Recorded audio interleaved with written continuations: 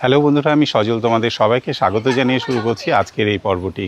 আজকের পর্বে আমি তোমাদের সাথে আলোচনা করব কেদারনাথ মন্দিরের একটি ড্রয়িংয়ের প্রথমে আমি আউটলাইন করেছি এবং তারপরে এটার উপরে আমি ওয়াটার কালার অ্যাপ্লাই করেছি। আশা করি তোমাদের ভালো লাগবে।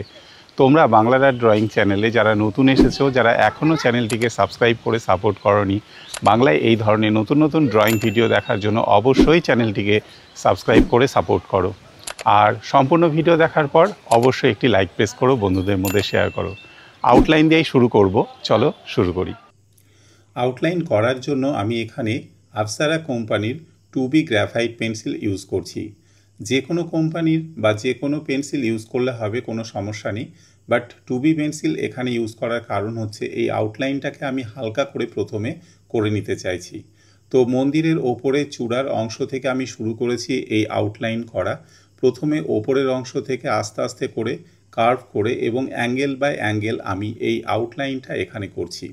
দেখো, ওপরে চাতালের যে পোর্শনটা আছে মন্দিরের, সেটাকে আমি ঠিক এইভাবে আউটলাইনটা এখানে করে নিচ্ছি এবং সামনের দিকে যে গোল গোল পোর্শনসগুলো রয়েছে দুটো, সেটাকেও এইভাবে করে নিলাম। নিচের দিকে আমি এইভাবে কার্ভ লাইন করে মন্দিরের বাকি যে বর্ডার এরিয়া আছে সেটাকে করে নিচ্ছি ঠিক এইভাবে।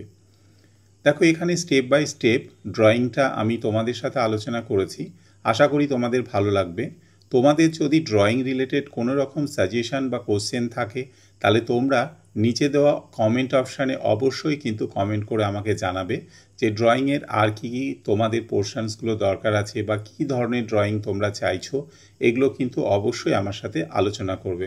আমি সময় মতো চ্যানেলে তোমাদের সাজেক্ট করা ড্রয়িংগুলো আনার চেষ্টা করব। তো এরপরে বাকি সামনের দিকে যে পোর্শনটা রয়েছে মন্দিরের, সেই চাতালটাকেও আমি ঠিক এইভাবে করে নিয়ে বাকি যে পিলারের পোর্শনসগুলো রয়েছে, সেই পিলারের অংশটাকেও আমি ঠিক এইভাবে এখানে আউটলাইনটা করে নিচ্ছি।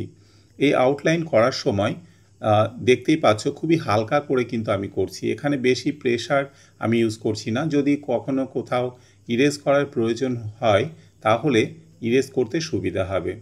আর যদি প্রেশার ইউজ করে আউটলাইন করা হয়, তাহলে ইরেজ করলে কিন্তু একটু অসুবিধা হবে। এগুলো একটু খেয়াল রাখতে হবে। মোটামুটিভাবে মন্দিরের পেছনের পোর্শনটা এখানে আউটলাইনটা হয়ে গেছে।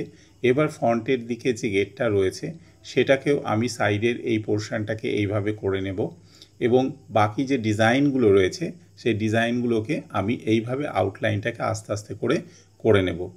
সাইডে যে দরজাটি রয়েছে, সেই দরজাটাকেও আমি ঠিক এইভাবে এখানে আউটলাইনটা করে নিচ্ছি।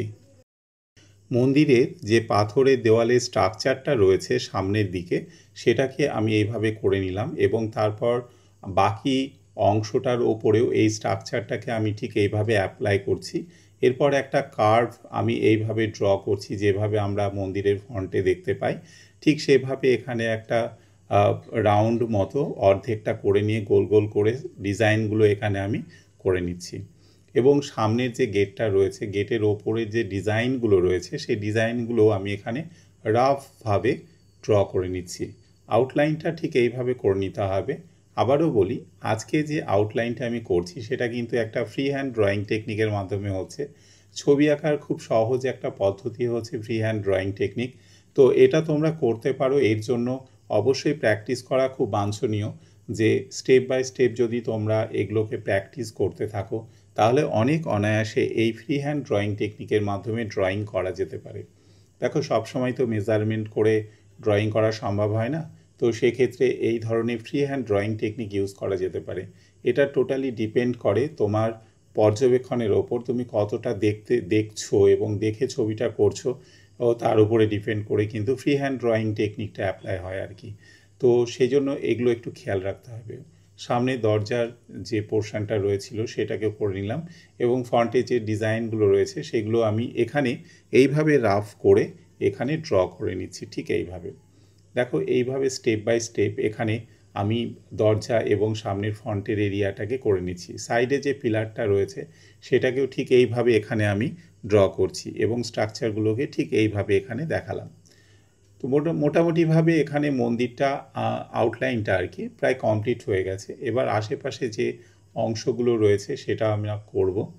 দেখো, পাহাড়ের যে অংশটা রয়েছে আর কি মন্দিরের পেছনে, সেই পাহাড়ের আউটলাইনটা ঠিক এইভাবে আমি হালকা করে এঁকে নিচ্ছি এটা একদম অ্যাকুরেট করার কোনো প্রয়োজন নেই, যেমন তেমন করলেই হবে। মোটামুটিভাবে একটা শেপ ওখানে মেনটেন করতে হবে, যে পেছনে যে আমরা অমরনাথ মন্দিরের পাহাড়টা দেখতে পাই আর কি, সেইগুলোকে ওখানে করে নিলাম। এবং মন্দিরের সামনে কিছু মানুষজন ভিড় করে দাঁড়িয়ে আছে, সেটা আমি মোটামুটি এইভাবে রাফ করে নিচ্ছি। আচ্ছা, এবারে দেখো যে আউটলাইনটা করা হলো আর কি, সে আউটলাইনটাকে একটু স্পষ্ট করে নেওয়ার জন্য আমি এখানে black glass gel pen use করছি আর কি। ব্ল্যাক গ্লাস জেল পেন এটা ভালো একদিকে, যে যখন এটার ওপর আমি ওয়াটার কালার করব তখন কিন্তু খুব সুন্দর করে এর ওপরে ওয়াটার কালার অ্যাপ্লাই হবে, আর লাইনগুলো স্পষ্টই থাকবে। মানে জলে অনেক সময় হয় না যে অনেক কালি মেল্ট হয়ে যায় বা জলে গুলে যায় আর কি, এর ক্ষেত্রে এরকম কিছু হয় না। সামনে যে মার্বেলগুলো রয়েছে বা টাইলসগুলো রয়েছে, সেগুলো পাথরগুলোকে আমি ঠিক এইভাবে এখানে ড্র করে নিলাম আউটলাইনটা। মোটামুটি এটা হয়ে গেছে। এরপরে ওয়াটার কালার আমি অ্যাপ্লাই করছি। ওয়াটার কালার এখানে আমি ইউজ করছি, প্রথমে আকাশ থেকে রং করা শুরু করছি। আকাশের কালারটা আমি এখানে ব্লু ও স্কাই কালারটা আমি দিচ্ছি আর কি। ব্লু কালারটা দিয়ে এইভাবে হালকা হালকা করে আমি এখানে আকাশটাকে রং করে নিচ্ছি। তো বেশি গাঢ় করে প্রথমে আমি রং করছি না, প্রথম লেয়ারে একদমই হালকা থাকবে। এরপর পাহাড় যেটা আছে, পাহাড়ে যে আলো ছায়া অংশগুলো আছে, কোথাও বরফ জমে আছে, কোথাও ছায়া পড়ছে, এরকম একটা রিফ্লেকশন দেখানোর জন্য ওই একই ব্লু একটু সামান্য ডার্ক করে আমি ইউজ করছি এখানে।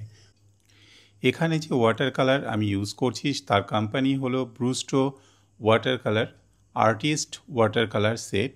এবং এখানে যে ব্লু কালারটা আমি ইউজ করছি স্কাই কালার করার জন্য বা পাহাড়ে এই ধরনের ব্লু কালারগুলো করার জন্য, সেটা হলো কোবাল্ট ব্লু। তো এই কোবাল্ট ব্লু কালারটা হালকা করে প্রথমেই আমি তোমাদের বলেছি আকাশে আমি ইউজ করেছি, এবং পরের লেয়ারে তোমরা দেখতে পাচ্ছ যে পাহাড়ের আলো ছায়ার অংশগুলো রয়েছে তার উপরেও আমি এই কোবাল্ট ব্লু কালারটা ইউজ করছি। তো প্রথম লেয়ারে একদম গাঢ় করে ইউজ করছি না, হালকা হালকা করে কালার কম্বিনেশানসগুলো এখানে মেশানো হচ্ছে এবং করা হচ্ছে। দেখো এখন এখানে দুটো কালারের কম্বিনেশানস ব্লু এবং গ্রিন, এই দুটো কালারের কম্বিনেশান হালকা করে আমি এভাবে অ্যাপ্লাই করছি। তো আমরা জানি পাহাড়ের ওপরের অংশে আকাশের রিফ্লেকশনটা হয় বরফ থাকলে, তার জন্য ব্লু মনে হয়। আর নিচের দিকে যত তুমি নামবে তত দেখবে সেখানটাতে গাছ, তারপর ছোট ছোট পাথর, এই ধরনের অংশগুলো থাকার জন্য এখানে কালার কম্বিনেশনসগুলো একটু আলাদা হয়। তো মোটামুটিভাবে এখানটাতে আমি ওপরে চূড়াতে ইয়েলো কালার বা ইয়েলো অকার্স কালারটা ইউজ করছি, এবং পুরো পোর্শানে যেখানে যেখানে লাইট এরিয়াগুলো হবে মন্দিরের, সেই পুরো অংশটার ওপরে আমি ইয়েলো কালার এইভাবে ইউজ করে দিচ্ছি। খুবই হালকা করে ইয়েলো কালার ইউজ করা হচ্ছে। তোমরা দেখতে পাচ্ছ কোনোভাবে কিন্তু লাইনগুলো ঢেকে যাচ্ছে না, এটা একদম ট্রান্সপারেন্টভাবে অ্যাপ্লাই করা হচ্ছে। জাস্ট এইভাবে ওয়াটার কালারটা আমি এইভাবে নিচ্ছি ইয়েলো কালার, এবং পুরো পোর্শনটার উপরে ইয়েলো কালার এবং তার সাথে আমি ব্রাউন কালার, এই দুটো কম্বিনেশান মেশালাম। এরপরে এখানে ব্লু কালার আমি অ্যাপ্লাই করে দিলাম যাতে রিফ্লেকশনটা ভালো বোঝা যায়। এখন আমি যে চূড়াটি করেছিলাম তার উপরে আস্তে আস্তে প্রথম লেয়ারটা যখন শুকিয়ে গেছে ওয়াটার কালারের, এরপর দ্বিতীয় লেয়ারের আমি কাজগুলো করছি। এখানে আমি ব্রাউন এবং তার সাথে অরেঞ্জ এই দুটো কালারের কম্বিনেশানস ইউজ করে দিলাম। নিচের যে শ্যাডো এরিয়াটা রয়েছে সেখানে আমি ব্ল্যাক এবং ব্রাউনের কম্বিনেশানস ইউজ করছি ঠিক এইভাবে। তো এইভাবে করলে কি হবে, আউটলাইনগুলো আরও বেশি সুন্দর এবং স্পষ্ট হয়ে উঠবে। দেখো মন্দিরের সাইডের যে ডিজাইনগুলো রয়েছে সেগুলো আমি ব্ল্যাক ব্রাউনের কম্বিনেশানস দিয়ে ঠিক এইভাবে আস্তে আস্তে করে নিচ্ছি, এবং বাকি পোর্শনসগুলোর ওপরেও এই একই রকম ডিজাইন আমি অ্যাপ্লাই করছি ঠিক যেভাবে আমরা দেখতে পাই আর কি। তো লাইনগুলো ঠিক এইভাবে করে নিতে হবে আস্তে আস্তে করে। মোটামুটিভাবে এইভাবে ডিজাইনগুলোকে আমি এখানে ফুটিয়ে তুললাম। এরপর মন্দিরের যে সামনে দরজা রয়েছে বড়, তার আশেপাশে যে ব্লুয়ের কম্বিনেশানসগুলো রয়েছে আর কি, সেগুলো আমি করে নিচ্ছি। এই পোর্শনটা হয়ে যাওয়ার পর আউটলাইনটাকে আরেকটু ঠিক করে নিতে হবে। এরপরে দেখো যে পাথরগুলো রয়েছে আর কি দেওয়ালের, তার কালারটা আমি এখানে করে নিচ্ছি। এখানে হালকা ব্রাউন কালার আমি করে নিলাম। প্রথম লেয়ারে হালকা ব্রাউন কালারটাই করে নেব আমি, তারপর এই ব্রাউন কালার শুকিয়ে গেলে এরপরে আমি আলাদা আলাদা কালার কম্বিনেশানস এখানে ইউজ করছি। তো লাইট ব্রাউন কালার হয়ে গেল, এরপর হালকা করে আমি ব্রাউন এবং ব্ল্যাকের কম্বিনেশানস নিলাম, আর ঠিক যেভাবে পাথরের স্ট্রাকচারগুলো রয়েছে দেওয়ালের সেইভাবে আমি এখানে অ্যাপ্লাই করছি। মানুষগুলোকে আমি ইয়েলো, অরেঞ্জ এবং পার্পল কালার ইউজ করছি।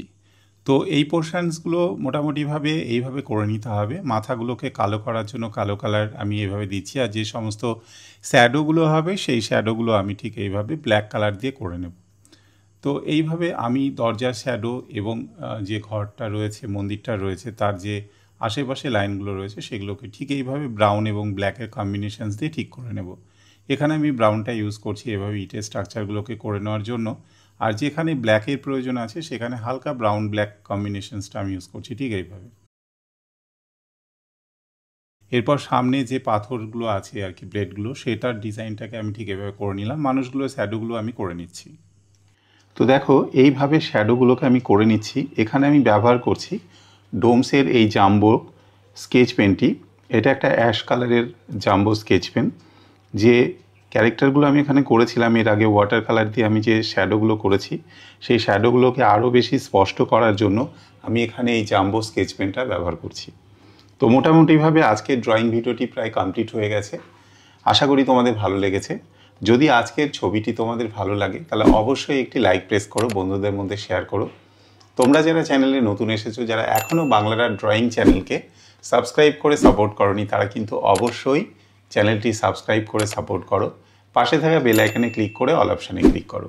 তাতে যখনই আমি চ্যানেলে নতুন কোনো ড্রয়িং ভিডিও আপলোড করব তার নোটিফিকেশান তোমরা সঙ্গে সঙ্গে পেয়ে যাবে। দেখা হচ্ছে তোমাদের সাথে নেক্সট আরও একটি নতুন পর্বে। সবাই ভালো থেকো, সঙ্গে থেকো।